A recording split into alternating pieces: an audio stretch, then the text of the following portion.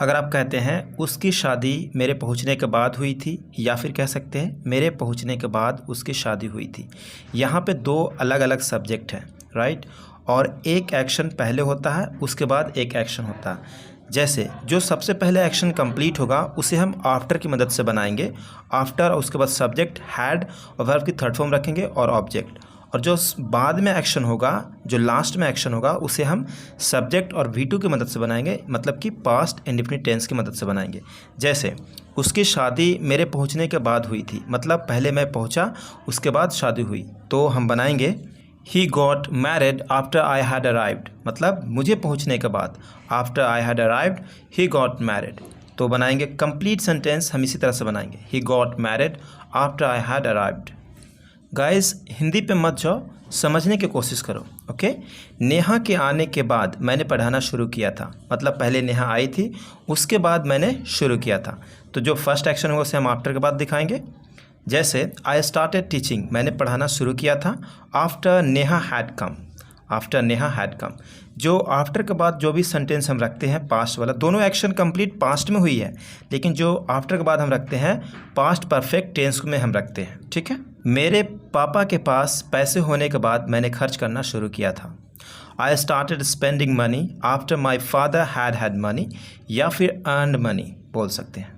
धोनी के आने के बाद मैच शुरू हुई थी। A match was started after Dhoni had come.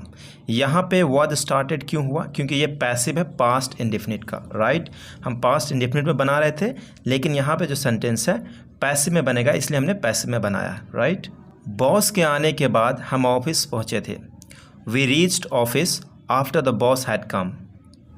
कई बार हमें इस तरह से भी कुछ कहना पड़ता है, जैसे मैं अभी तुरंत प्रोजेक्ट ख़त्म करके आया हूँ, मैं नेहा से मिलकर आया हूँ। मतलब आना जाना एक ही सब्जेक्ट दो कार्य करता है, उस जगह पे आफ्टर या फिर बाय की मदद से हम बनाते हैं। आफ्टर के बाद वर्ब के फोर्थ फॉर्म रखेंगे, या फिर बाय के बाद भी वर्ब का फोर्थ फॉर्म रखेंगे। इसमें क्या होता है कि सेम सब्जेक्ट होता है, ठीक है। लास्ट टाइम हमने क्या पढ़ा कि दोनों एक्शन पास्ट में हो रहा था और दो अलग अलग सब्जेक्ट थे, लेकिन इसमें क्या सिंगल सब्जेक्ट है, और जो एक्शन तो शुरू होता है पास्ट में लेकिन अभी भी जारी होता है, मतलब अभी भी उसका फीलिंग होता है। कहने का मतलब कि प्रेजेंट परफेक्ट टेंस में हम इसे बनाएंगे, ओके। तो चलिए कुछ एग्जाम्पल्स देखते हैं। पहला एग्जाम्पल है, मैं अभी तुरंत प्रोजेक्ट ख़त्म करके आया हूँ। I have just come after finishing the project, या फिर बाय फिनिशिंग द प्रोजेक्ट, दोनों में से कोई भी ये यूज़ कर सकते हैं। मैं नेहा से मिलकर आया हूँ। I have come after meeting Neha, या फिर बाय मीटिंग नेहा। वो पढ़ाने के बाद गया है। He has left after teaching. Guys यहाँ पे हैड हमने बाय मिस्टेक लिख दिया, यहाँ पे हैज़ आएगा, ओके। नेक्स्ट, उसने मुझे पढ़ाने के बाद गया है, मतलब मुझे पढ़ाने के बाद गया है। He has gone after teaching me, या फिर बाय टीचिंग मी। कई बार हम सबको इस तरह से भी कुछ कहना पड़ता है, जैसे तुम्हें आने से पहले वो चोर भाग गया, मरीज़ मर गया डॉक्टर के आने से पहले। हिंदी को सेंस को समझें, ठीक है। इसका बनाने का स्ट्रक्चर होता है सब्जेक्ट हैड वर्ब की third form plus object, before subject verb की सेकंड फॉर्म, उसके बाद ऑब्जेक्ट। मतलब कि सबसे पहले पास्ट परफेक्ट टेंस, फिर बिफोर, उसके बाद पास्ट इंडेफिनिट टेंस। इसमें क्या होता है कि दोनों एक्शन पास्ट में हुई होती है, दोनों एक्शन पास्ट में हुई है, इसके वजह से हम पास्ट टेंस का यूज़ करते हैं, राइट। तो जो एक्शन पहले होगा उसे हम पास्ट टेंस की मदद से बनाएंगे, यानी पास्ट परफेक्ट टेंस की मदद से, और जो सेकंड एक्शन होगा वो बिफोर की मदद से बनाएंगे पास्ट इंडेफिनिट टेंस में। तो समझिए, जैसे कि तुम्हें आने से पहले, मतलब तुम नहीं पहुँचे थे, उससे पहले क्या हुआ, चोर चला गया। तुम्हें आने से पहले वो चोर भाग गया, तो पहले हम कहेंगे वो चोर भाग गया। The thief had run away before you came, right. मरीज़ मर गया डॉक्टर के आने से पहले, मरीज़ क्या हुआ, मर गया। तो patient had died, the patient had died before the doctor केम। तुम्हें आने से पहले क्लास शुरू हो गई थी, ठीक है। The class had been started before you came. यहाँ पे क्या है, पास्ट परफेक्ट टेंस का पैसिव है, ठीक है। मतलब तुम्हें आने से पहले क्लास शुरू, क्लास किसने शुरू किया डजंट मैटर, तो डायरेक्ट हम इसे पैसिव में बनाते हैं। The class had been started before you came. Same चीज़ है, समझिए, वीडियो को पॉज करिए, गौर से समझिए। उसको जाने से पहले मैंने खाना खा लिया था। I had had the food before he went. Next topic है आपका रिगार्डलेस ऑफ। रिगार्डलेस ऑफ के बाद वर्ब में आईएनजी रखेंगे अगर कोई वर्ब होगा तो, नहीं तो आप नॉन रख सकते हैं, जिसका मतलब होता है परवाह किए बगैर, ठीक है। इसका बनाने का स्ट्रक्चर बड़ा ही सिंपल है, सेंटेंस, उसके बाद रिगार्डलेस ऑफ, और जो भी होगा रखेंगे आप।